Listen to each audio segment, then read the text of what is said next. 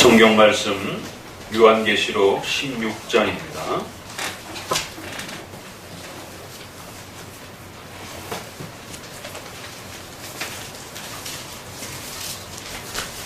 (16장) 1절 제가 봉독합니다. 또 내가 들으니 성전에서 큰 음성이 나서 일곱 천사에게 말하되 너희는 가서 하나님의 진노의 일곱 대접을 땅에 쏟으라 하더라. 아멘. 요한계시록 이제 세 번째의 큰 천사의 또 진노와 관련된 대접에 대한 일곱 대접을 가진 천사의 재앙과 관련된 또 귀한 말씀들을 함께 배워가도록 합니다. 잘 견디시고 또 잘 쫓아오셨습니다. 요한계시록은 매우 힘들고 또 어려운 또 그러한 여러 구조와 또 표현들을 가지고 있기 때문에 상당한 집중력과 또 많은 또 이해와 열심들이 또 따라붙어야만이 이 요한계시록의 이 풍성함들을 더욱 잘 또 이해할 수 있습니다. 소개되어지는 주보의 여러 가지 또 종말론과 관련된 자료들을 또 잘 참고해서 읽으시고 또 그때그때 나눠드리는 프린트물들을 또 반복적으로 또 읽으시고 또 중요한 표현들은 좀 외우셔야 되고 또 계시록에서 아주 소중한 또 그러한 몇몇 핵심적인 그러한 성경 구절들이 또 쏟아져 나옵니다. 그런 구절들은 우리가 또 잘 암기하실 필요가 있습니다. 그러한 말씀들이 우리의 또 삶의 중요한 또 지표가 되고 또 그것이 성경 전체를 바라보게 하는 중요한 또 핵심 구절들이 되는 이런 표현들은 잘 외워두시게 되면 또 우리에게 엄청난 또 힘과 위로를 얻게 합니다. 더더구나 여러 번 말씀드렸지만 이 요한계시록의 인나팔 대접이라고 하는 이 구절은 한국의 지난 100여 년 동안의 세대주의라고 하는 지나치게 요한계시록의 이 여러 사건과 내용들을 시간 중심적으로 해석해 가려고 하는, 그래서 종말을 향해 가는 그러한 특정한 시간, 또 그래서 특정한 사건, 특정한 어떤 인물, 특정한 나라, 이런 부분에 지나치게 문자적으로 우리가 문자를 존중하지만 극단적으로 문자를 추구하는 건 또 아닙니다. 그래서 극단적 문자주의에 치우쳐서 극단적으로 시간 중심적으로 해석해왔던 이러한 세대주의의 종말론의 피해에 의해서 통일교부터 시작해서 지금 신천지에 이르기까지 한국의 대부분의 70-80%의 이단들이 거의 요한계시록을 중심으로 한 종말론 이단이라는 사실을 우리가 명심하셔야 됩니다. 그렇기 때문에 이 종말론을 우리 장로교적 전통에 입각해서 잘 이해하시게 되면 우리 주변에 너무나도 흔하게 들어와 있는, 우리 주변에 손을 뻗으면 그저 아주 가깝게 읽을 수 있는 여러 그러한 책들이 세대주의적인 종말론과 또 세대주의적인 또 그러한 여러 설교들이 복합적으로 섞여 있는 이런 부분들을 잘 걸러낼 수 있는 것입니다. 그래서 장로교가 지켜왔던 어거스틴과 칼빈과 또 웨스민스터 학자들이 또 우리 영미 장로교와 또 우리 한국 장로교 초창기부터 목사님들이 가르쳐왔던 전통적인 이러한 장로교적 입장에서의 요한계시록의 이 특성들을 잘 깨닫게 되면 우리가 늘 말해왔던 하나님의 절대 주권과 그 하나님이 다스리시는 온 우주 만물에 대한 통치와 섭리의 그 위대함들을 깨닫게 되고, 그러한 거대한 하나님이 주관하시는 세계 속에서 살아가는 우리의 당당한 성도들의 그러한 발걸음, 비록 이 땅에는 하나님의 뜻과 계획 속에서 악이 존재할 수밖에 없고 또 악이 끊임없이 창궐하면서 종말을 향해서 달려가고 있습니다. 비록 하나님은 악의 주인은 아닙니다. 우리의 신앙 고백처럼. 그러나 그 악은 우연히 발생된 것이 아니라 아담의 타락을 결코 하나님이 모르는 상태에서 일어난 것이 아니라 아담의 타락과 우리 인간의 개인의 죄 전체까지도 하나님의 허락하심이 없이는 절대로 일어날 수 없는 하나님의 주권적 통치와 섭리 속에서 일어난 그러한 사건들인 것입니다.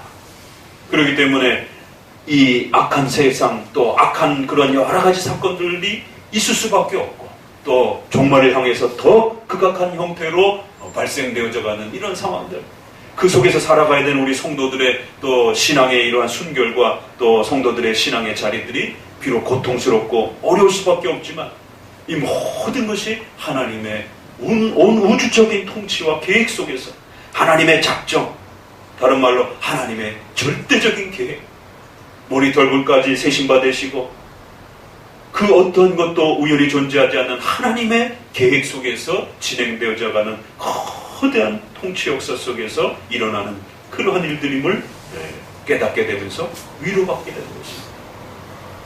요한계시록은 이러한 거대한 하나님의 신적 권능과 통치와 다스림을 깨닫게 하고 또 성도들이 그것을 신앙의 눈으로 보게 만들고 돈이 없어서 권력이 없어서 건강하지 못해서 힘이 없어서 세상에 그러한 멸시를 당하고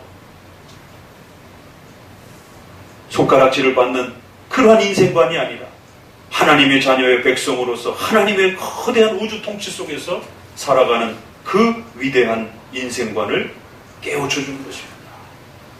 미래의 어떤 특정한 사건을 기대하면서 그 시간만이 올 날만을 기다리면서 현실을 도피하거나 또 현실의 기복주의적인 이런 복만이 마치 천국의 모든 것인 것 마냥 온갖 물질주의의 그러한 기복주의에 빠져서 다가올 더 영광스러운 하나님의 거룩한 나라를 소망하지 않는 이 양극단의 이런 모든 부분들을 잘 정리하면서 현실의 이 거대한 하나님의 통치 속에서 살아가는 성도들의 또 복된 발걸음, 고난과 아픔과 또 고통스러움이 있지만 성도의 죽는 것까지도 하나님께서 기뻐 여기실 정도로 성도들의 고난 또 희생, 헌신 이 하나하나 모두 하나님께서 기억하시고 반드시 거기에 또 보상하시고 은혜 베풀어 주실 것이다라고 합니다.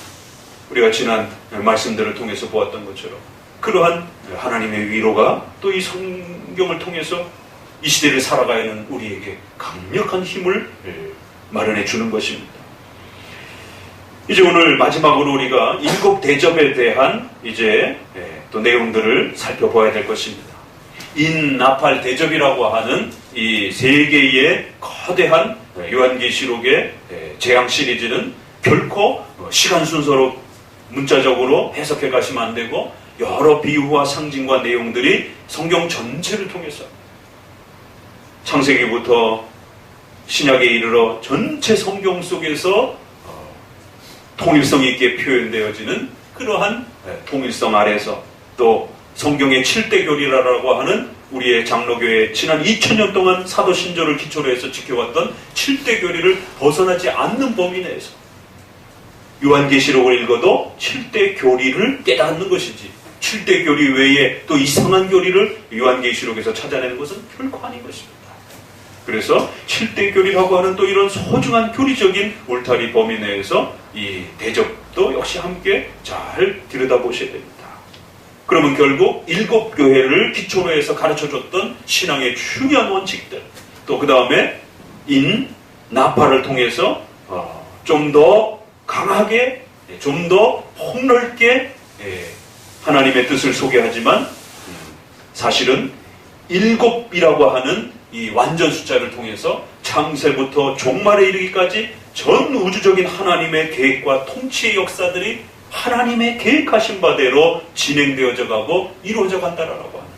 그래서 우리 성도들 한 사람 한 사람 더 나아가선 이 땅의 모든 악의 그러한 여러 역사조차도 하나님의 거대한 계획 속에서 진행되어져 가고 있다라고 하는 그 하나님의 위대한 계획과 역사가 창조와 구원으로 진행되어져 가는 이 거대한 역사가 얼마나 놀라운 것인지를 바라보고 깨달으라는 것이. 그래서 그거를 7번의 단계로 나눠서 하나의 큰 덩어리 형태로 하나님의 계획과 하나님의 통치 역사가 어떤 형태로 준비되고 어떤 형태로 진행되어져 가는지를 큰 7개의 주제별로 이렇게 진행을 해가는 것이지 그거를 시간 형태로 끌고 가는 것은 아니라는 것입니다. 그래서 하나님의 신적 계획과 하나님의 통치의 그 역사를 7이라고 하는 완전 숫자의 기초에서 7번의 주제의 그러한 내용들을 따라 하나님의 창조와 종말 전체에 대한 계획을 아주 간략하게 요약해서 우리에게 소개를 드리는 것입니다. 그것이 나팔을 통해서 또다시 반복된 거고 또 마지막 대접을 통해서도 좀 더 확장되고 좀 더 세밀해지는 형태로 풍성한 형태로 그 하나님의 우주적 계획과 역사가 우리에게 소개되어진 것입니다. 자, 오늘은 그런 면에서 이제 마지막을 정리하기 위해서 프린트물을 다시 한번 여러분에게 보충해서 나눠드렸습니다. 이 17장, 18장 이후로부터는 마지막 이제 결론에 대한 부분을 이제 추스리면서 정리하는 이제 그러한 형태로 볼 수가 있는 것입니다. 그렇기 때문에 요한계시록의 거대한 그 세 구조 중에 이제 나팔과 관련된 세 번째의 이 형태를 앞선 대접에 대한 형태를 나팔과 인과 비교를 해가시면서 또 본문의 말씀들을 잘 또 해가해 보시기를 바랍니다. 자, 15장으로 먼저 넘어가 봅니다. 16장부터 시작되어지는 이제 이 거대한 하나님의 마지막 또 대접을 통한 하나님의 진노와 재앙과 또 하나님의 통치 계획이 소개되기 전에 15장의 서론과 같은 머릿말과 같은 그런 이야기가 간략하게 소개가 되면서 본격적으로 16장부터 대접에 대한 사건이 소개가 됩니다. 그런데 놀라운 것은 15장에서 우리가 예상한 어떤 그런 대접에 대한 어떤 그런 그 추가적인 그런 이야기보다는 15장에 대접을 소개하기 앞서 단 한마디로 하나님은 누구신가? 하나님은 전지전능하신 분이다. 이게 결론입니다. 그리고는 그 하나님, 위대하신 하나님이 전 우주의 역사를 어떻게 시작하셨고 어떻게 진행하셨고 어떻게 마무리할 것이냐, 그러면서 대접을 소개하는 것입니다. 15장은 하나님이 누구신가? 이 질문 하나에 답을 내립니다. 우리 15장 1절을 같이 읽어봅니다. 또 하늘에 크고 이상한 다른 이적을 보매 일곱 천사가 일곱 재앙을 가졌으니 곧 마지막 재앙이라 하나님의 진노가 이것으로 마치리라. 그러면서 이제 일곱 재앙에 대한 부분을 포문을 엽니다. 그런데 이 일곱 대접을 받는 그 장면을 그렇게 머릿말로 소개를 하는 것이, 또 내가 보니 불이 섞인 유리바다 같은 것이 있고 짐승과 그 우상과 그 이름들의 수를 이기고 벗어난 자들.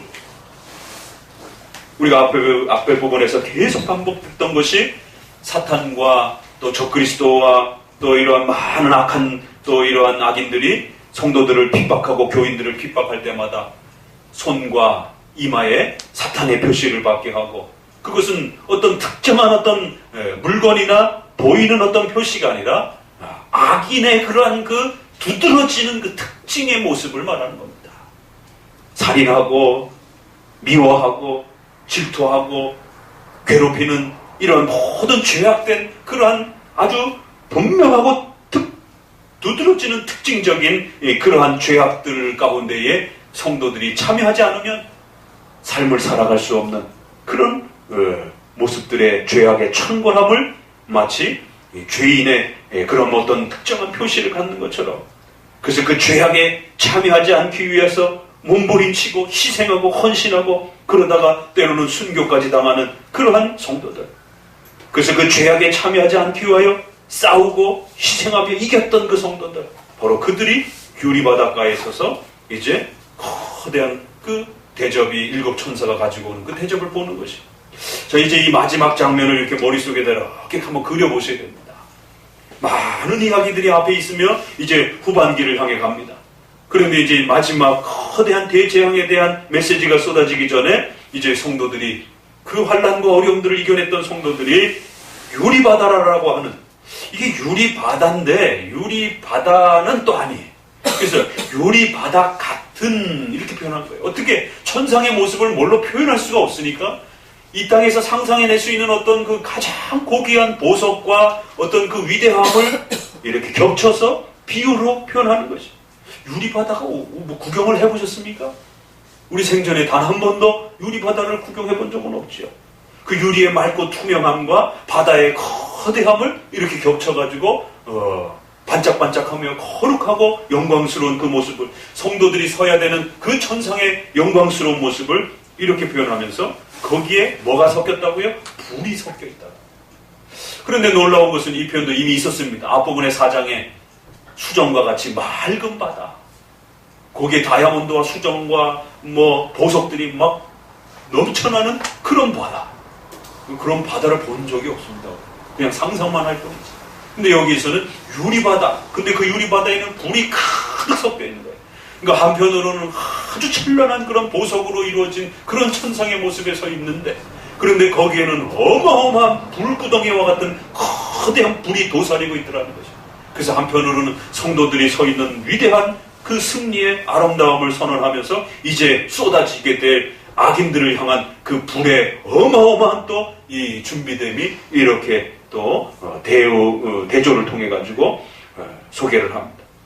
그 유리바닷가에 서서 하나님의 검은고를 가지고, 또 이것은 보이는 어떤 검은고는 아닙니다. 너무 지나치게 문자로 해석하면 안 되고, 어떤 또 그러한 하나님이 주신 독특한 악기를 가지고 노래를 성도들이 함께 부르는 것입니다. 이 노래는 우리가 앞부분에 이미 벌써 성도들만이 부를 수 있는 그런 어떤 특별한 노래가 있더라라고 하면서 이제 노래를 부르기 시작합니다. 그 노래의 내용이 중요한 거예요. 이 노래가 어떻게 보이느냐면 모세의 노래와 어린 양의 그러한 형태의 노래더라. 근데 갑자기 여기서 모세의 노래를 불렀다라고 이렇게 말합니다.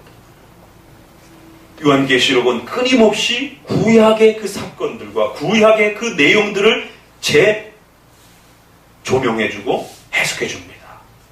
그러니까 우리가 구약을 읽다 보면 도대체 이게 뭘 의미하는 것인지, 야곱이 왜 팥죽 한 그릇 가지고 형 에서와 그렇게 참 치졸해 보이는 그런 싸움을 하는 것인지, 그 팥죽 한 그릇 얻어먹고 주고 그게 도대체 뭔 의미가 있는 것인지, 그냥 그 자체만 읽게 되면 쉽게 이해가 되어지지 않는 구약의 독특한 많은 사건들. 이삭과 또 이스마엘이 태어나서 다투고 배다른 형제가 미워하고 싸우고, 그래서 그 어미와 이스마엘이 쫓겨나고, 아브라함의 자녀들이지만 그 집안의 배다른 자녀들이, 이삭과 이스마엘이 또 그 어미들이 싸우는, 어떻게 보면 한 집안의 여인들이 자녀들의 기득권을 지키기 위해서 아웅다웅하는 그런 단편한 이야기예요. 단편적인. 그런데 로마서에서는 그 사건이 바로 하나님의 택한 백성과 버림받은 백성의 이 차이의 갈등을 묘사해주고, 언약의 백성이라고 하는 이러한 독특한 하나님의 구원의 역사가 숨겨져 있고 거기에서 담겨져 있다, 이렇게 말합니다. 그러니까 요한계시록에 이런 많은 이야기들이 구약의 특별히 출애굽의 그 사건들을 의도적으로 끌어옵니다. 그래서 여러분에게 나눠드린 프린트물에 그 출애굽과 어느 구절과 연결되는지, 출애굽기의 10가지 제약, 요한계시록의 7가지 제약, 이것이 상호 이렇게 교차되어 있습니다. 7도 완전 숫자요, 10도 완전 숫자인 것입니다. 이것이 잘 교차되면서 특별히 출애굽기의 10가지의 그 반복적인 그 재앙들이 요한계시록에 아주 의도적으로 배치가 되면서 그러한 출애굽 사건이 이 요한계시록의 재앙 사건과 연결되고 있다라고 하는 것을 그렇게 끌어내는 것을 보게 됩니다. 그런데 오늘 이 15장 앞부분에서는 승리의 외침을 외치는 그 성도들이 모세의 노래를 부르는 것입니다. 어린 양의 노래는 예수님의 노래니까 이해가 돼요. 예수님을 찬송하고 높이는 노래니까. 그런데 모세의 노래는 도대체 뭔가? 이것은 홍해바다를 백성들이 목숨을 걸고 건넌 이후에 미리암과 이제 여성들이 속을 치며 복을 치면서 그 홍해바다를 건너온 그 감격스러움을 기뻐하면서 이제 거기서 모세가 가르쳐준 그 노래들을 기뻐하며 부릅니다. 아, 하나님이 얼마나 위대하신가. 그 거대한 애굽의 군사로부터 우리를 구해내시고 이 홍해바다를 가르며 하나님의 백성들을 지켜내시는, 생각해보세요. 뒤에는 당대의 최고의 막강한 전차부대를 가진 그러한 애굽의 군대들이 몰아닥치고 있고, 그리고 앞에는 거대한 바다 물결이 갈라져서 거기를 건너는, 살아생전에 한번 경험해볼까 말까 그 엄청난 경험들을 하고 살아났어요, 백성들이. 야, 도대체 하나님이라는 분은 누군가? 도대체 하나님이라는 분은 어떤 신인가? 감격스러움에 이제 그 모세가 너희를 구원하신 그 하나님을 절대로 잊어버리지 말라라고. 그리고는 그 구원의 의미들을 잘 요약해서 노래로 가르친 것이. 노래로 배우고 나면 오래도록 기억할 수 있기 때문에 우리가 어린아이들도 어려서 노래로 배운 거는 오래도록 기억합니다. 그래서 성경은 의외로 노래가 굉장히 많습니다. 바로 모세의 노래는 출애굽의 그 의미, 출애굽이 가진 죄로부터 우리를 구원하신 그 의미, 어린 양의 피를 흘려서 그 어린 양의 또 고기를 먹고 그렇게 구원받은 그들의 감격스러운 구원의 역사가 바다를 가르고 야시한한 경험을 했다. 여기에 머무르면 안 된다라는 것이 바로 그 출애굽의 의미는 어린 양의 피를 통하여 어린 양의 희생을 통하여 영원히 죽어야 되는 사망과 죽음의 고통으로부터 우리가 의롭게 되어지고 우리가 새로워졌다라고 하는 죄사함 받았다라고 하는 바로 신약의 십자가의 사건의 예표적 미리 알려주는 그러한 사건이다라는 것을 이제 신약은 그것을 깨우칩니다. 요한계시록에도 세상에 그 오래전 출애굽의 그 사건의 그 노래를 다시 끄집어 와가지고 지난 우리 조상들이 우리가 어떻게 구원받았는지 우리를 구원하신 하나님은 도대체 누구이신지 절대 잊어버리지 말라는 거예요. 이건 오늘 우리도 마찬가지입니다. 비록 우리가 노래로 다시 배우지는 않지만 오늘 우리가 시편 찬송을 통해서 그 노래로 기억하는 겁니다. 다시. 자, 이제 그 내용을 한번 읽어봅시다. 도대체 어떤 내용을 가르치고 어떤 내용이 담겨 있는가. 한 목소리로 우리 3절, 4절까지 읽어봅니다. 하나님의 종 모세의 노래, 어린 양의 노래를 불러 가로되 주 하나님 곧 전능하신 이여 하시는 일이 크고 기하시도다. 만군의 왕이시여 주의 길이 어렵고 첨대시도다. 주여 누가 주의 이름을 두려워하지 아니하며 영롭게 하지 아니하오리까. 오직 주만 거룩하시나이다. 주의 의로우신 일이 나타났음에 만국이 와서 주께 경배하리라. 성경을 읽을 때는 그 표현과 그 의미들을 문맥을 따라서 맥락을 따라서 잘 읽으셔야 된다라고 말씀을 드렸습니다. 오늘날은 큐티라고 하는 이런 형태의 아주 아전인수격인 그저 읽다가 그저 자기 마음대로 감동받는 그런 어떤 몇몇 구절과 어떤 표현들을 마치 하나님의 주신 어떤 그런 은혜로운 말씀인 것처럼 이렇게 자기 주관적인 판단과 생각으로 막 아구를 맞춰가지 않은 맥락도 없이 그저 아전인수격으로 읽는 이러한 그 잘못된 성경이 있기 때문에 성도들이 성경을 통해서 은혜를 받지 못하는 것이 성경을 그 맥락을 따라 중요한 그 표현 하나하나를 잘 지켜내면서 읽을 때에 성령의 역사가 우리 가운데 내적인 조명을 통해서 하나님이 누구신지에 대한 바른 이해와 깨달음을 주면서 하나님에 대한 높은 인격적 교제의 역사들이 일어난다는 겁니다.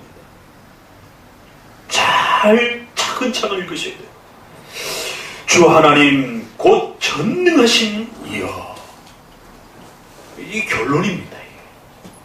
우리가 신론에서 처음 만나는 고백은 전지전능하신 하나님.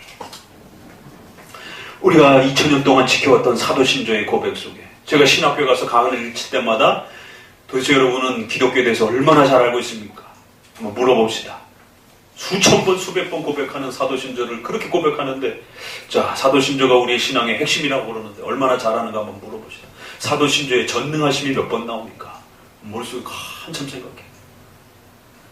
늘 하던 건데 갑자기 뭔가를 체계적으로 물으니까 툭 대답이 안 나옵니다.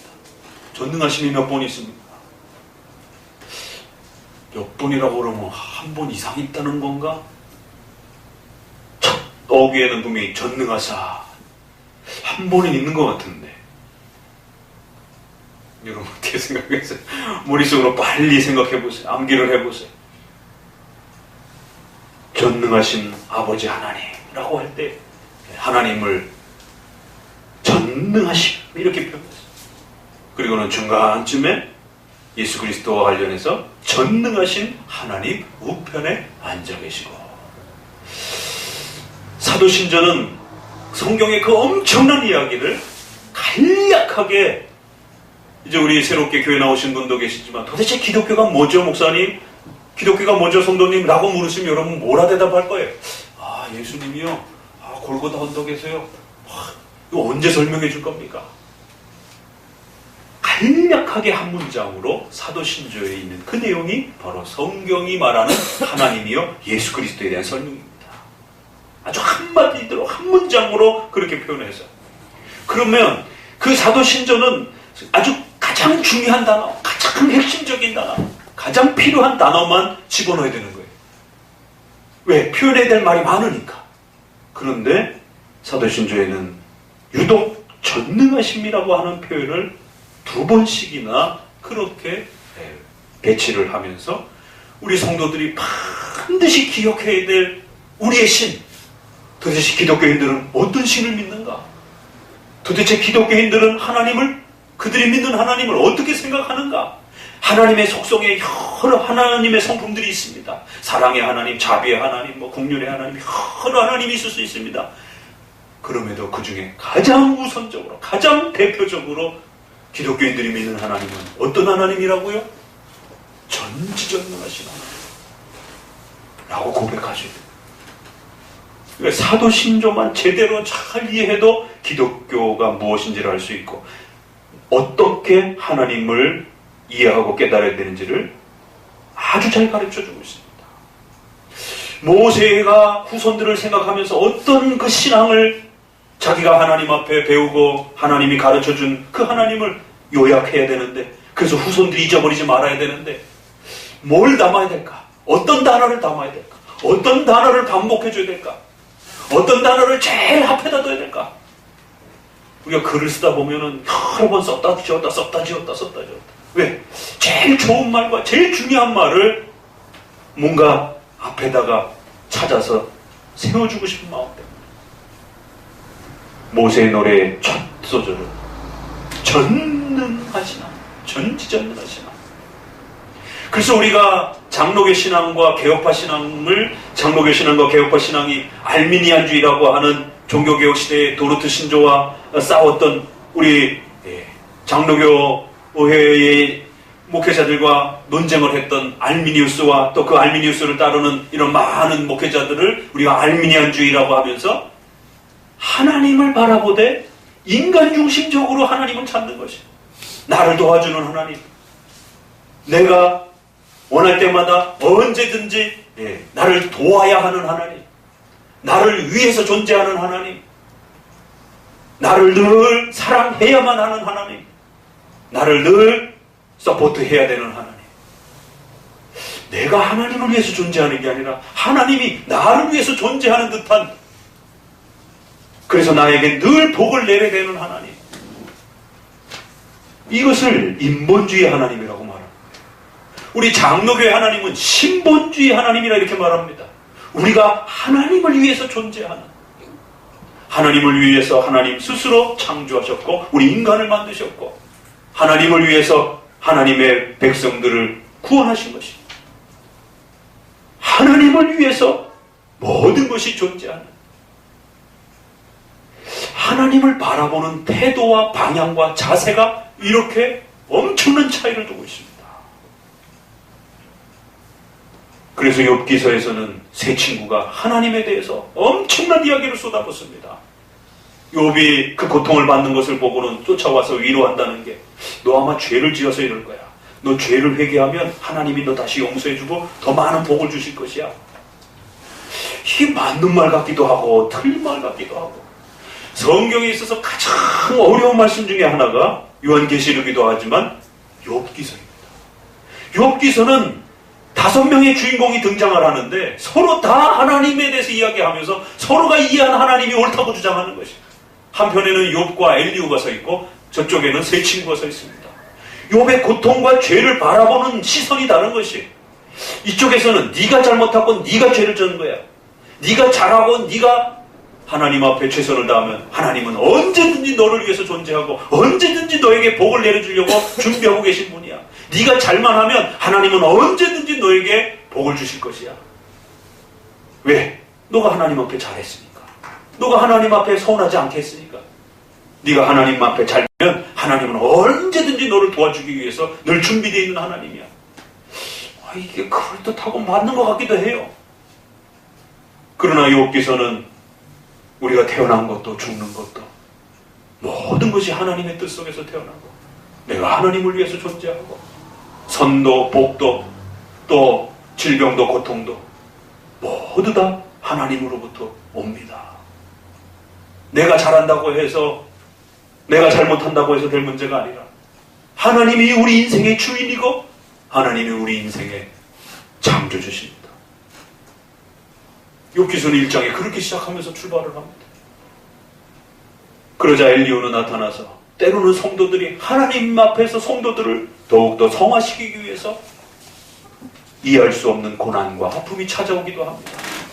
그러면서 욥을 위로합니다. 너의 죄 때문에 네가 잘못해서 그것만 지적하는 게 아니에요.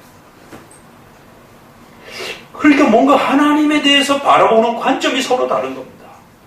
그런데 결론이 어떻게 끝났죠?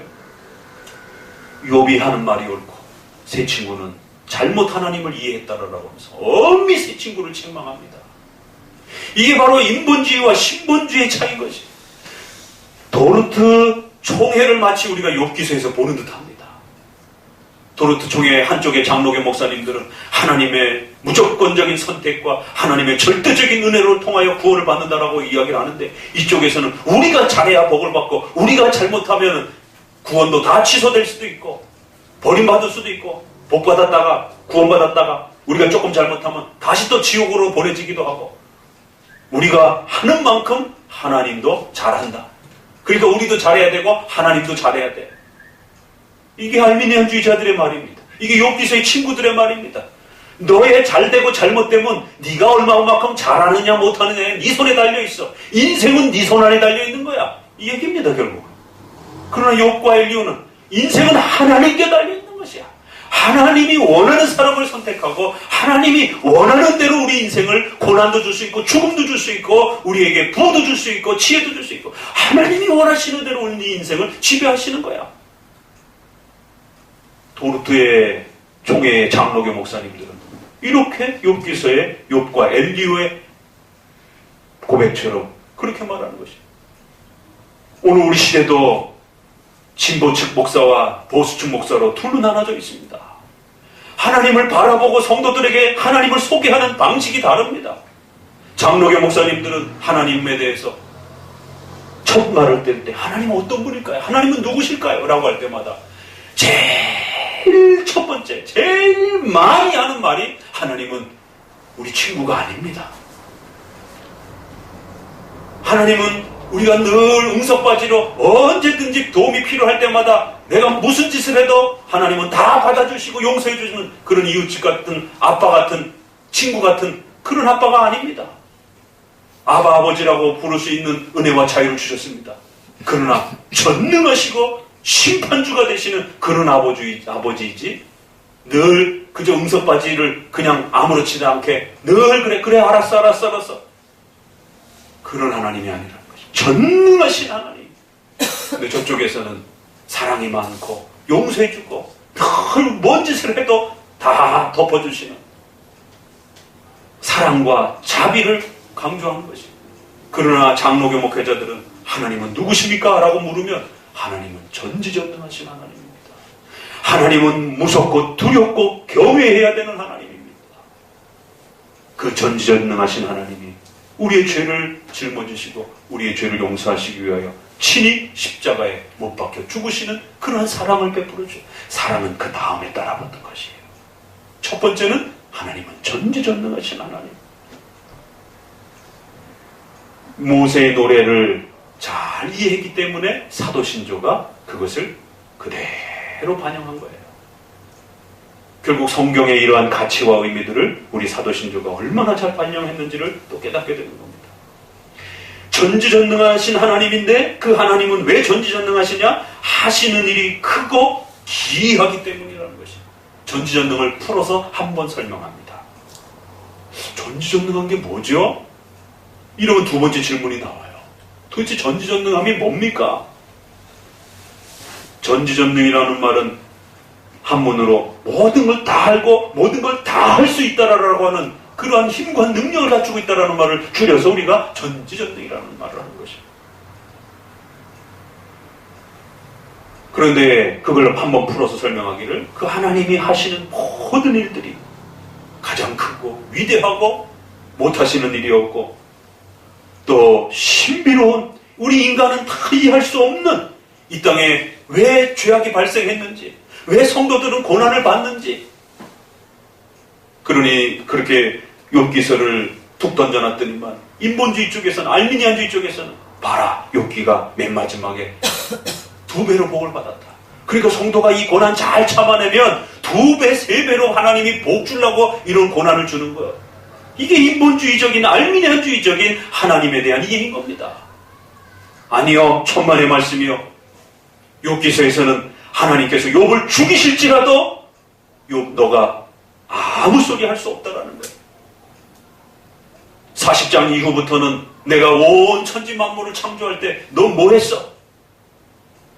타조가 자기 새끼를 돌보지 않고 그렇게 참으로 신기롭게 비이성적으로 그렇게 피조물들이 그렇게 진행되어져가는 이 신비로운 이 현상들을 본능적으로 자기 새끼를 돌봐야 되는데 그런데 어떤 짐승들은 자기 새끼를 돌보지도 않고 그렇게 내팽개치듯이 살아가고 인간의 삶 속에서 성도들이 고난 없이 잘 살아가는 것이 정상적이죠. 그러나 이렇게 갑자기 고난이 닥치고 죄악과 악의 이런 온통 고통 속에서 살아가야 되는 이 역설적이고 이 반전과 같은 이런 삶을 어떻게 이해할 수 있겠느냐라는 거예요. 욥기는 거기에 대해서 하나님 대답하라는 것이에요. 왜 우리가 고통을 받고 우리가 이렇게 하나님 앞에 잘하는데도 왜 하나님은 우리에게 이런 고통과 아픔들이 주어지게 하십니까? 그러자 욥기 후반부에는 거기에 대해서 하나님이 대답할 이유가 없다라는 거예요. 우리의 기대하고는 완전히 깨져버립니다. 하나님은 일일이 그 인간의 질문에 대해서 답할 이유와 답할 책임이 없으시고 말해준다고 해도 너희들이 다 깨닫지도 못하고 그러면서 욥에게 오히려 정반대의 질문을 던집니다. 내가 창조할 때 너 뭐 있어? 북극성과 삼성과 또 여러 가지 별들이 그렇게 창조되어져 가고 그 신비로운 질서 속에서 움직일 때 너 거기서 뭐 했어? 너 보탰어? 너 협조했어? 수많은 짐승과 수많은 그런 피조물들이 창조되어지고 그 신비로운 힘과 악어가 가지고 있는 그 거대한 헤아릴 수 없는 그 가죽을 뚫을 수 없는 그 엄청난 힘과 이러한 그 능력들을 누가 줬어? 네가 줬어? 도대체 네가 뭔데 나에게 대답하라 말라라고 묻는 거야. 이런 대답입니다. 끝부분은 쉽게 성경을 풀어서 쓴다라는 욥은 마지막 고백에 하나님은 전지전능하신 하나님, 무소부재하신 하나님입니다. 내가 어리석게 하나님 앞에 따지고 묻고 마치 그 인생의 그 일들에 대해서 하나님이 마치 우리 인간에게 뭔가 대답해야 되고 뭔가 거기에 대해서 책임을 져야 되고 뭔가 우리가 요구할 때마다 하나님은 거기에 대해서 답을 내놔야 되는 것처럼 내가 하나님을 잘못 이해했습니다. 하나님을 위해서 내가 존재하는 게 아니라 마치 우리가 하나님이 우리를 위해서 존재하는 것처럼 내가 어리석게 그렇게 하나님을 이해했습니다. 용서해 주옵소서.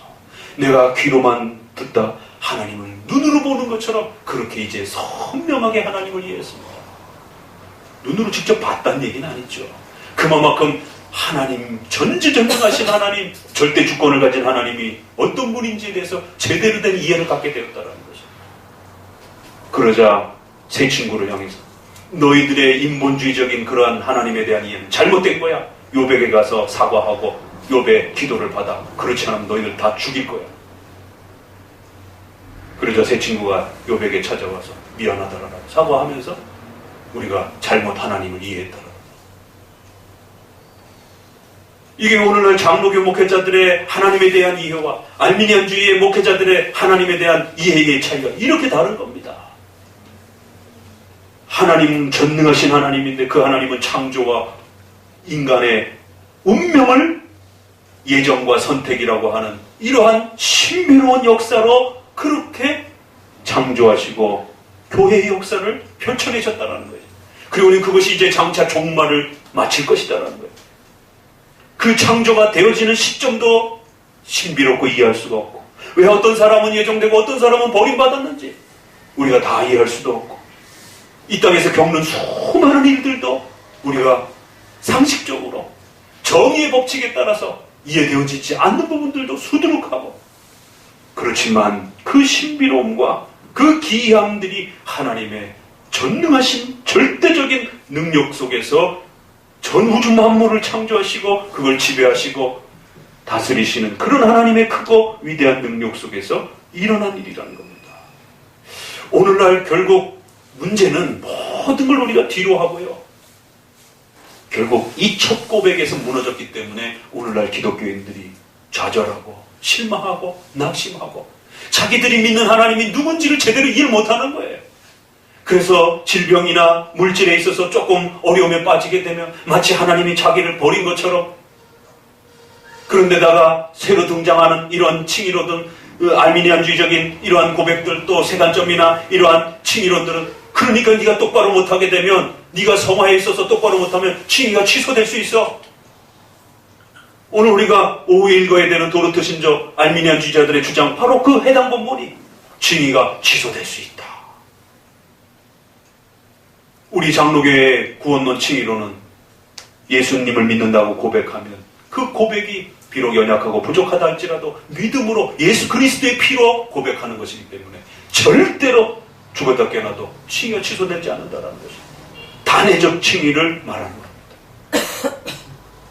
그런데 느닷없이 갑자기 칭의가 취소될 수 있다라고 하면서 성도들의 구원을 위협하고 성도들의 그 구원의 확신을 깨트리고 불안 속에서 성도들을 살아가게 하고, 그러면서 마치 자신의 구원이 자신의 손에 달려있는 것처럼, 내가 똑바로 못하면 언제든지 내 구원은 날아갈 것처럼 불안에 떠는, 그래서 중세시대의 면제불알이라고 하는 그 기이한 발상을 해가지고 성도들에게 돈을 뜯어내고는 그 구원의 위로를 네가 이 증서를 갖고 있어야만이 천국 갈 수 있다라고 하니, 이 해괴망측한 이러한 칭의에 대한 확보를 면제부 종이 쪼가리를 가지고 위로받게 만들었던, 결국 그 싸움도 칭의론에 대한 싸움입니다. 너 그딴 식으로 하면은 너 또다시 지옥 가. 그러니까 돈 내고 면제부 사갖고 이거 가지고 있어. 그러면 그래도 연옥에 빠지지 않고 천국에 갈 수 있을지도 몰라. 오늘날 다시 또 세간점 학파들이 성도들의 칭의가 취소될 수 있다라고 그러면서 위협하는 것입니다.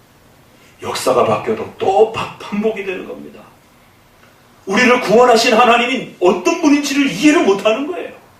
예수 그리스도의 피가 얼마나 위대하고 능력이 있는지 이해를 못하는 겁니다. 우리가 믿음으로 고백하면서 구원받은 이 엄청난 사실이 우리가 돈으로, 선행으로, 뭘로 만든 것처럼 착각들을 하고 있는 거예요. 이건 예수 그리스도의 피와 전능하신 하나님의 예정 속에서 일어난 하나님의 변하지 않는 하나님의 강력한 구원의 역사라는 것입니다. 우리가 믿는 하나님은 전지전능한 하나님입니다. 한번 했다가 야 이거 잘못했는데 이거 조금 더 붙여야 될 게 있는데 야 이거 모자른데 이러면 우리는 다시 또 만듭니다. 보충도 해냅니다. 그러나 하나님 그런 분이 아니에요. 칭의를 시켜줬더니만 이거 뭐 이따구로 살아. 야 이거 내버려 두자니 이거 너무 이거 막 살고 이 칭의 취소시켜야 되겠다. 이런 분이 아닌 것이에요. 하나님이 한번 결정하시면 회전하는 그림자조차도 없으실 정도로 후회함이 없으시는 하나님의 한번 결정은 영원한 결정인 겁니다. 그래서 우리의 웨스트민스터 신앙고백에는 그 숫자가 더하거나 뺄 수도 없고 그 결정이 취소될 수도 없는 하나님의 절대 불변의 그러한 계획이다. 그러한 계획 속에서 예정되고 선택되었다라고 말하는 것입니다.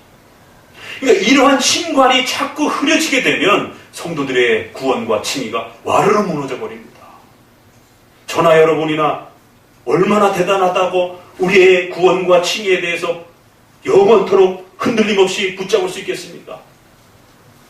늘 부족하고 연약한 우리들이기 때문에 확신을 가질 수 없어요.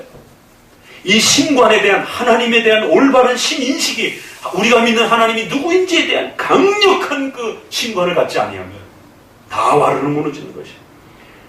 그래서 장로교는 거듭거듭 전능하신 하나님, 신적 작정과 하나님의 우주적 통치와 섭리에 대한 이런 하나님의 절대 주권을 반복적으로 성도들에게 강조하고 깨우치는 이유가 여기 있는 거예요. 전능하신 하나님이 그 하시는 모든 역사가 얼마나 크고 얼마나 기이한가. 만국의 왕이시여. 그 다음 편은 뭐라고 말합니까? 주의 길이 의롭고 참되시도다. 다음 문장은 세 번째 질문이에요. 하나님의 그 창조와 구원의 역사가 엄청나게 큰데, 근데 실제로 우리가 살아보니까 이해 안 되는, 욥기서와 같이 묻고 싶은 그런 많은 질문들이 등장을 해요. 왜 악인들이 잘 살고 크리스찬들은 고통을 받고 이상한 일들이 일어나고, 왜 또 악인들은 심판을 받지 않고 성도들은 더 힘들게 살아가는가? 그러자 세 번째 답이 나오는 겁니다. 주의 모든 길과 역사 속에는 성도 여러분, 절대 불안해하지 말아라. 거꾸로 일이 일어나고 오히려 반대로 일이 일어난다 할지라도 하나님의 역사와 일은 가장 의롭고 선한 거예요. 제가 예전에도 말씀드렸지만 2번 죽었다 살아나는 그런 아픔을 젊은 나이에 겪었습니다. 그걸 이해할 수가 없었어요. 하나님이 원망스럽고 하나님이 너무했다라는, 어떻게 나를 이렇게 대할 수 있을까라는 그런 하나님에 대한 서운함 때문에 완전히 신앙의 밑바닥까지 떨어져서 내가 그렇게 하나님을 열심히 섬기는데도 이런 식으로 나를 고통스럽게 한다면 과연 내가 하나님을 믿어야 되는 것인가? 욥기서 같은 그런 고민이 정말 일어나더라고요.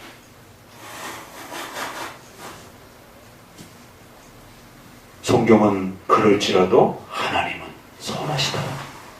하나님은 우리에게 행하시는 모든 일에 있어서 옳다라는 거예요. 시편에는 우리를 고통스럽게 하고 더 나아가서 우리를 죽이실지라도 하나님은 하시는 모든 일이 의롭고 선하십니다. 이렇게 고백이 있어요.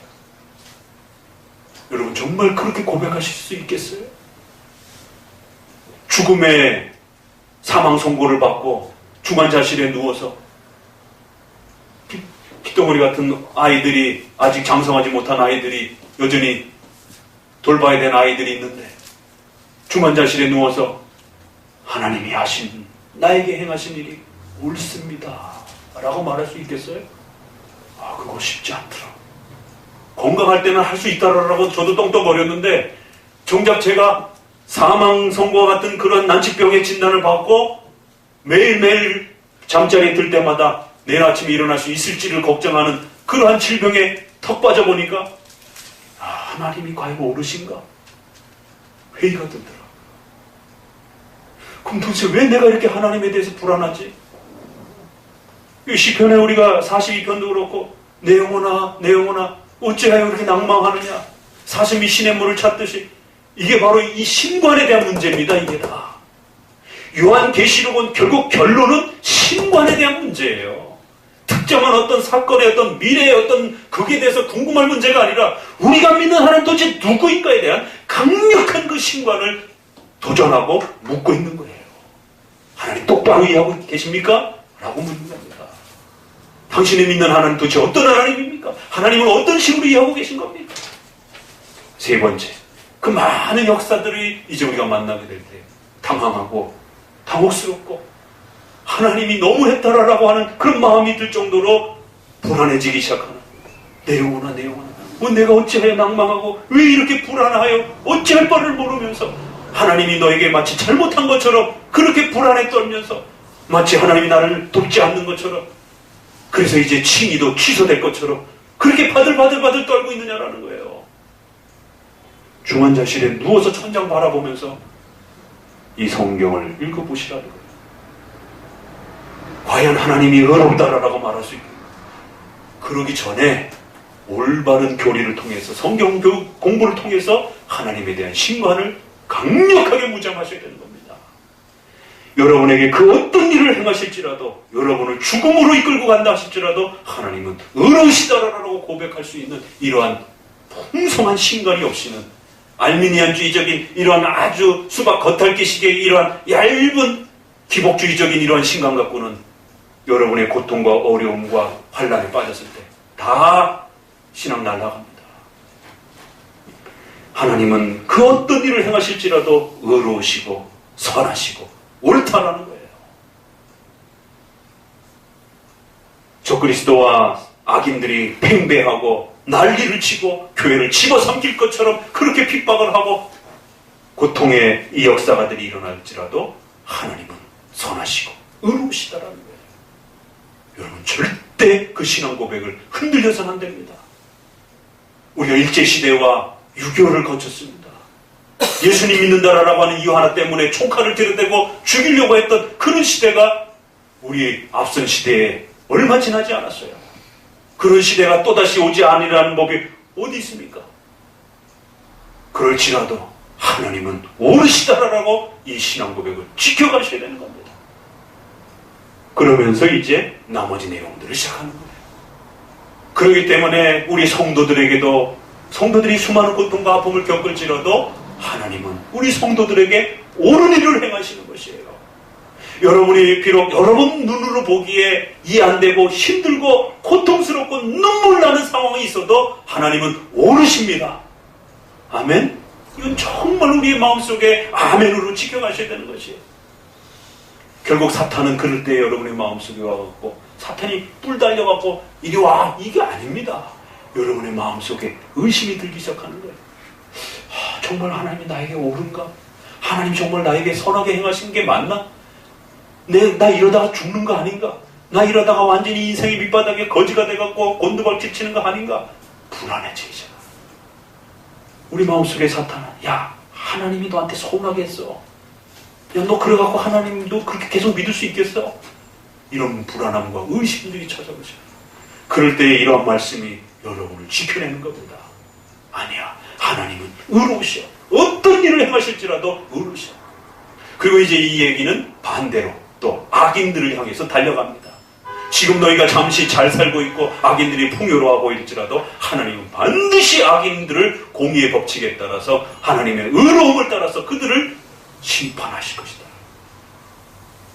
이 두 면에 있어서 하나님은 의로우시다라는 거예요. 그리고 이제 한 번 더 붙입니다. 주여 누가 주의 이름을 두려워하지 아니하며 영화롭게 하지 않겠습니까? 이 사랑의 하나님은 어디 있어요? 그러니까 지난 14장에도 세 개 기억하십니까? 머릿속에 기억해 보세요. 하나님을 두려워하라. 하나님께 영광을 돌리라. 그리고는 하나님을 예배하라. 오늘 다시 그러니까 주의 이름을 두려워하고 그 하나님을 영화롭게 해야 된다는 것이 주님만이 거룩하시고 주님만이 의로우시다라는 것이 오늘 4절에 다시 한번 그 메시지가 쏟아집니다. 여호와를 두려워하라. 여호와께 영광을 돌리라. 그 하나님을 예배하며 살아가라는 것이 이것이 요한계시록의 본질이요 핵심이다라는 것. 자 이제 넘어가 봅니다. 16장은 그런 면에서 오히려 쉽게 끝납니다. 이제 이 핵심을 잘 짚고 계시면 이제 16장의 첫 번째 대접과 이제 도표를 보시면서 이제 비교해 보세요. 첫 번째가 땅에 헌대가 이제 독한 그 헌대, 악성 종기 첫 번째 대접이 쏟아지니까 짐승의 표를 받은 사람들에게 온갖 질병과 고통들이 쏟아져 내는 것이. 그런데 이것은 출애굽기에 그 종기가 발생되어지는 그 질병하고 유사합니다. 그리고 나팔 또 인내서 흰말로부터 시작이 되었던 이 부분에 있어서 청황색 말이라고 하는 죽음, 재앙, 질병 이런 부분하고 또 그대로 연결이 되는 것이.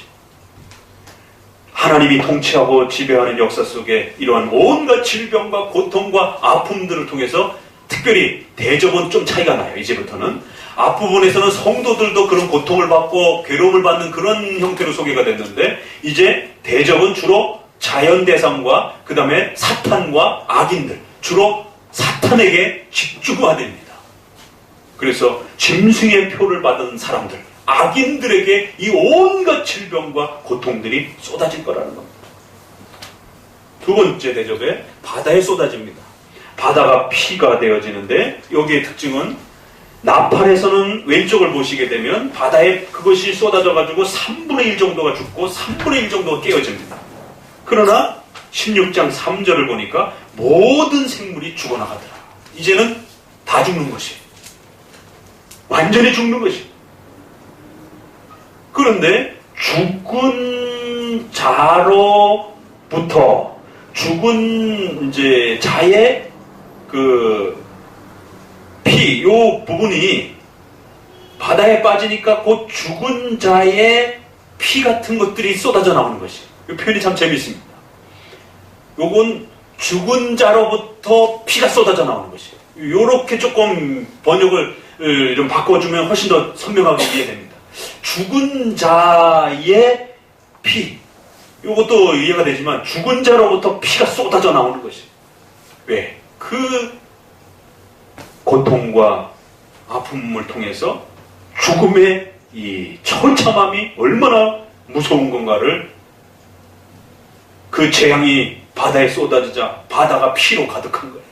우리 지난 설교에서 마지막 그 재앙에 포도를 수확을 해가지고 포도주 틀에다 갖다가 천사가 포도주를 던져놓고는 악인들을 그렇게 걷어들여가지고는 포도주 틀에다가 집어넣고 천사가 지적 밟는 것이.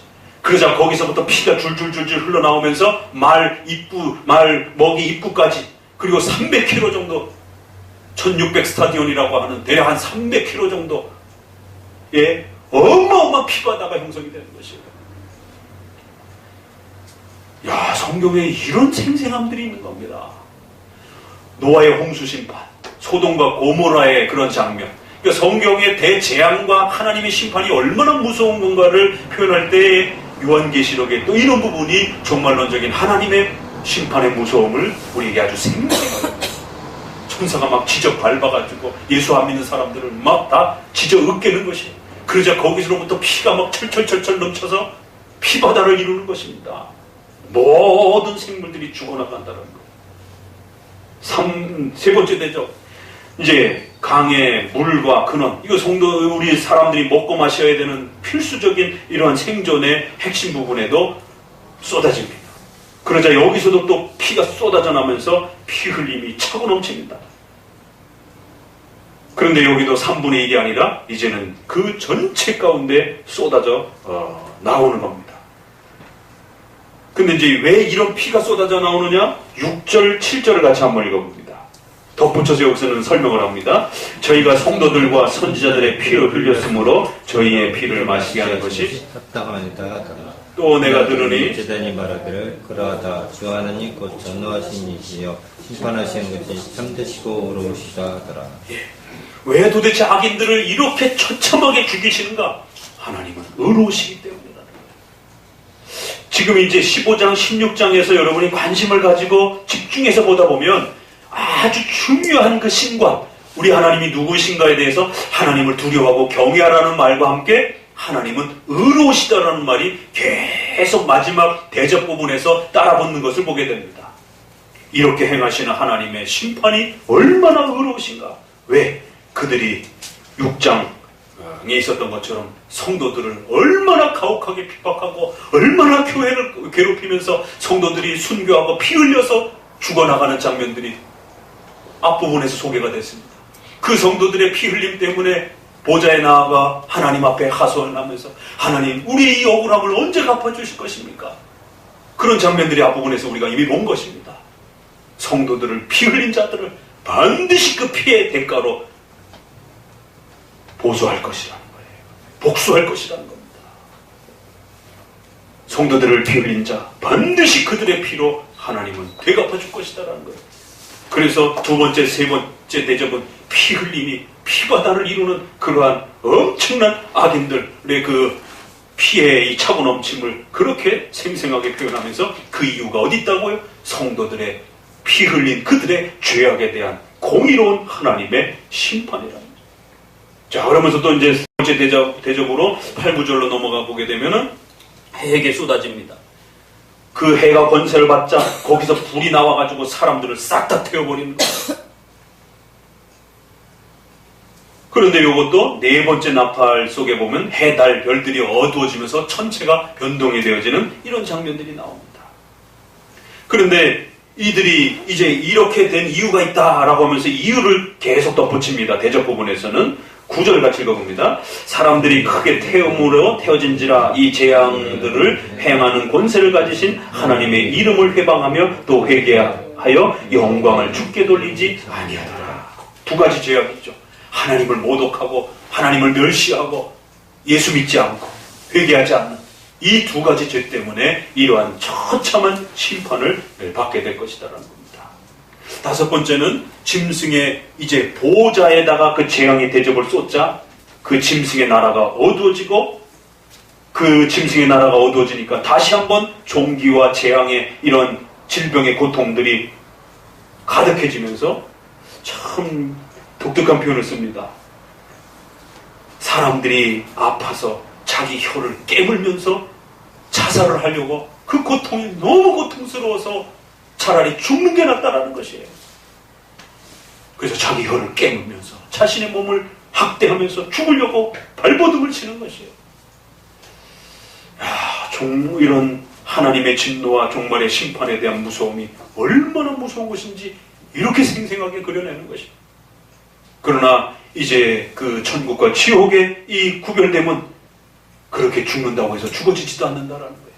왜? 하나님께서 인간에게 부활된 몸을 세우시기 때문에 그 부활된 몸으로 영원히 죽지 않으면서 이 사망의 고통을 겪게 될 것이다라는 거예요. 그리고 여기에도 하나님의 이름을 모독하고 회개하지 않은 이유 때문이다. 이렇게 결론을 내고 넘어갑니다. 자, 여섯 번째 대접. 여섯 번째 대접은 이제 유브라데 강이라고 하는 이제 강을 전부 다 싹 말려가지고 동방으로부터 오는 이제 왕들을 예비해서 전쟁을 준비하는, 그래서 아마겟돈 전쟁이라고 하는 이제 16절에 보니까 세영 히브리음으로 아마겟돈이라고 하는 곳으로 전쟁 준비를 하더라는 것입니다. 그러나 이것은 우리가 앞부분에서도 전쟁을 준비한다는 이야기들이 인과 나팔에서도 거듭거듭 나옵니다. 여기서는 그 전쟁의 성격을 한 번 더 풍성하게 드러내는 것입니다. 근데 이제 여기에 그 동방에서 왕들을 데리고 와가지고 아마겟돈이라고 하는 요 특별한 단어 때문에 이제 세대주의와 엄청난 또 그러한 혼란이 겪게 되어지는 겁니다. 이스라엘이 마지막으로 예루살렘을 중심으로 해서 최후 종말이 온다라고 이렇게 자꾸 국가적으로 영토적으로 자꾸 이렇게 문자적으로 유대인들과 세대주의자들이 이렇게 주장을 했기 때문에 그 예루살렘을 중심으로 해서 북쪽과 동쪽 방향을 따지게 되는 것이에요. 그러면 이제 중국이나 러시아가 이제 당시 그 자유주의 국가를 위협하는 이제 그러한 그 위치를 근대 국가에서는 가지고 있었기 때문에 지난 100년 동안 이 최후 전쟁의 주체가 누구냐? 그러면 이제 러시아와 중국, 그리고 유럽을 중심으로 한 기독교 국가, 마치 터키와 이쪽을 중심으로 한 이슬람 국가들이 십자군 전쟁을 통해 가지고 유럽의 기독교 국가와 전쟁을 일으켰던 것처럼 종교적 전쟁, 아니면 영토적으로 북쪽에 북동쪽에 있는 나라 러시아와 중국이 EU를 중심으로 해서 유럽 기독교 국가를 국가적으로 전쟁을 한, 다 잘못된 해석들입니다. 그렇게 해석하면 안 되는 것이에요. 그 동방이라고 하는 것은 이스라엘의 문화 속에서 그들이 가지고 있는 동서남북 개념 속에서 이해를 해야 되는 것이지, 우리적 개념에서 동방이 어디고 이렇게 특정화시켜서는 안 되는 것이에요. 그리고 이제 이 아마겟돈도 도대체 이 아마겟돈이 어딜까? 그러니까 이제 그 장소를 자꾸 특정하게 되는 것이, 이렇게 지정하게 되는 것이. 그게 아니라 이것은 히브리인들이 가지고 있는, 그래서 히브리어로 이렇게 말하는 거예요. 그러면 히브리어 속에서 이 아마겟돈이 어디 나오느냐? 이사야 사사기 4장에서 나옵니다. 거기에 드보라와 바락이 가나안 전투를 할 때 무깃도라라고 하는 이스라엘 북쪽 지역에 있는 그 특정한 지역에서 전쟁을 해서 가나안의 시스라와 이 군대를 야빈의 이러한 그 왕을 처참하게 죽이는, 그래서 그 무기또 전투를 통해 가지고 엄청난 승리를 거두게 됩니다. 그래서 가나안의 적과 싸우는 그 승리의 이 최고의 장면을, 전투 장면을 무기또라고 하는, 구약에서 무기또라고 하는, 마겟돈이라고 하는 표현이 살짝 변형 모음을 바꾼 겁니다. 그러니까 무기또나 마겟도나 같은 것이. 그럼 이 아마겟돈은 뭐냐 그러면, 그는 히브리어로 영어에서도 영어로 번역이 되면서 아로 이렇게 붙었지만 이것이 조금 정확하게는 하입니다. 그러니까 헬라어로도 표현하면 하라는 발음이 되는 거고, 그것은 히브리어의 하르라고 하는 표현을 그대로 소리 나는 대로 표현해서 헬라어에서 하로 이렇게 번역을 한 것이. 하르가 하로 살짝 번역됐고, 그것이 영어로 되면서 아로 바뀐 겁니다. 왜냐면 알파벳으로는 이렇게 A를 쓰기 때문에. 그럼 이게 하르가 뭐냐 그러면 이 산이라는 뜻이에요. 그러니까 무기또의 산, 무기또 골짜기. 그러니까 구약에서 무기또 골짜기가 어디냐 그러면 이제 북쪽의 갈멜산 그 근처에 이렇게 한 그 지역의 전투를 보게 되는 겁니다.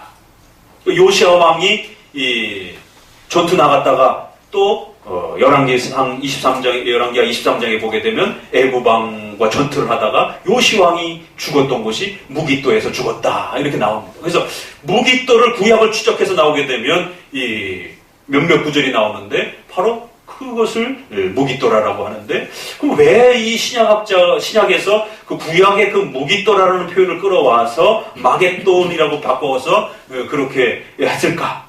그거는 항상 이스라엘 백성들에게 있어서 무기또에서의 그 전투라고 하는 건 한편으로는 승리이기도 하고, 또 한편으로는 요시아와 같은 훌륭한 왕이 처참하게 거기서 죽기도 하고, 아무튼 그 무기또에서 전투가 여러 번 일어났기 때문에 요한은 이 무기또라는 표현을 자연스럽게 끌어와서 마치 최후의 악인들과의 그 전투가 일어나는 그 장면을 아마겟돈 이렇게 이제 우리가 읽게 되는 것이죠. 결국 하나님께서 악인들을 벌하시는 그 마지막 최후 심판과 전쟁의 그런 고통스러움들이 또 그렇게 겹쳐서 또 있는 겁니다.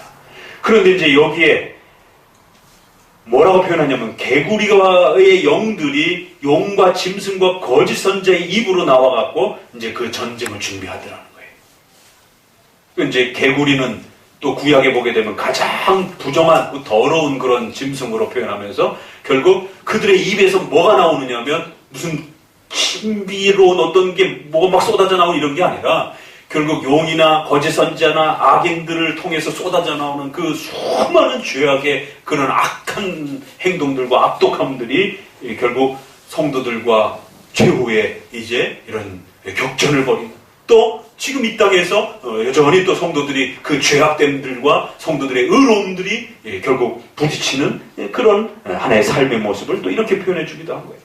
자, 그리고 이제 마지막으로는 일곱 대접의 공기 가운데 그걸 쏟아내는 것입니다. 그러자 일곱 대접이 공중에, 공기라고 표현하는 것은 공중을 이렇게 말하는 것입니다.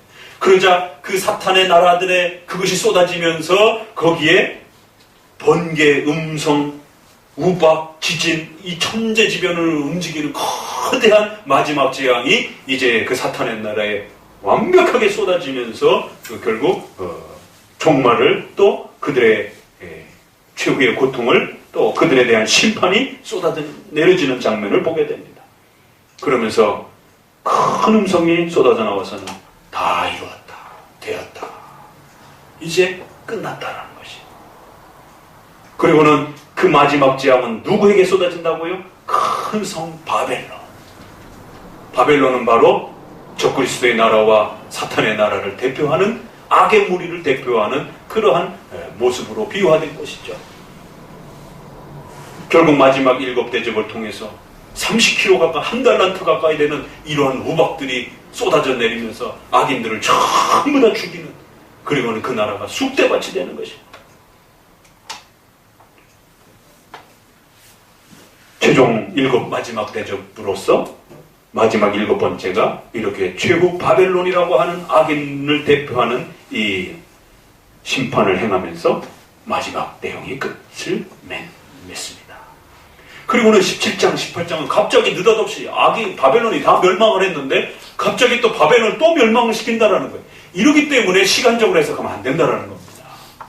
17장, 18장은 이 바벨론, 악의 세력이라고 하는 것을 좀 더 구체적으로, 세부적으로 설명에 들어가면서 이제 17장, 18장은 악의 세력, 그 다음에 19장, 20장은 천국의 모습, 마지막으로 한 번 더 대비를 하면서 이제 마무리를 하는 것 정도입니다.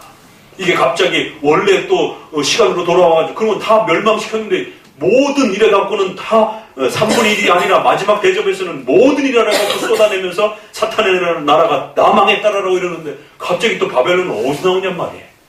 그러니까 시간적으로 가면 안 되는 것이고 거듭 말씀드렸던 것처럼 15장에서부터 시작되었던 전능하신 하나님의 창조와 구원에 이르는 전 우주적인 계획과 역사가 이렇게 철두철미하게 한 채 오차도 없이 하나님이 계획하신 바대로 창조가 시작이 되었고 지금 우리가 그렇게 살아가고 있고 또 종말에 하나님의 계획을 향하여 달려간다는 것입니다.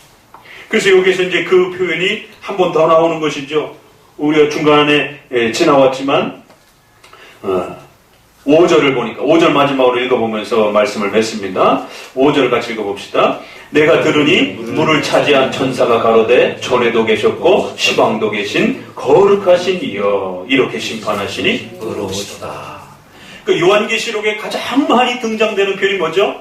전에도 계시고 지금도 계시고 장차 계신 전 우주 만물을 지배하시는 전지전능하신 하나님 이런 표현이에요. 그런 전능하신 하나님의 계획 속에서 이 온 우주 역사가 진행되어져 가고 그건 작게는 여러분 개인의 인생과 가정도 그 하나님의 계획 속에서 이루어져 가는 것이죠. 또 우리가 이렇게 한 교회의 성도로 만나서 이렇게 신앙생활을 하면서 또 이러한 사명을 감당할 수 있는 것도 하나님의 그 계획 속에서 이루어져 가는 겁니다. 그렇기 때문에 성도들은 불안해하거나 두려워하거나 절대로 걱정하지 마시고 이 전지전능 하나님을 의지하시면서 살으시라는 거예요. 그리고 여기 이제 하나 더 설명을 못했는데 그 뒷부분 마지막 이제 15절 16절에 보면 세 번째 복이 나옵니다. 여러분 요한계시록 하면서 7가지 복이 나온다고 그랬죠. 지난 두 번째 복은 성도가 순교하는 것조차도 복이다. 이번 설교에서는 세 번째 복이 쏟아져 나옵니다. 그 복이 뭐라고요? 예수 그리스도의 거룩한 그 피 흘림을 통한 옷을 입고 하나님 앞에 의로운 자가 되어서 하나님의 자녀로 서는 것. 우리의 수치와 제약된 그 모든 부끄러움들을 가리울 수 있는 거룩한 옷을 입고 늘 깨어서 도적같이 오실 그 예수님을 바라보면서 그렇게 성도로서 살아가는 것. 그게 세 번째 복입니다. 이걸 다른 말로 말하면 칭의를 말하는 것이죠. 예수님의 피로 의롭게 되어서 성도로서 늘 열심히 하나님 나라를 바라보면서 살아가시라는 것이. 그게 우리 성도들에게 세 번째 복입니다. 또 이제 네 번째 복을 기대하시기 바랍니다.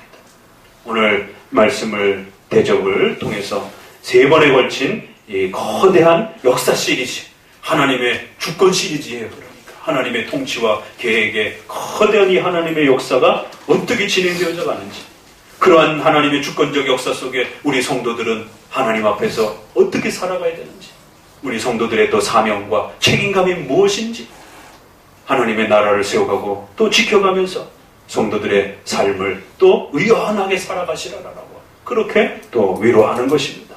그것이 우리 성도들에게 얼마나 값진 복인지 절대 잊지 마시라는 것입니다.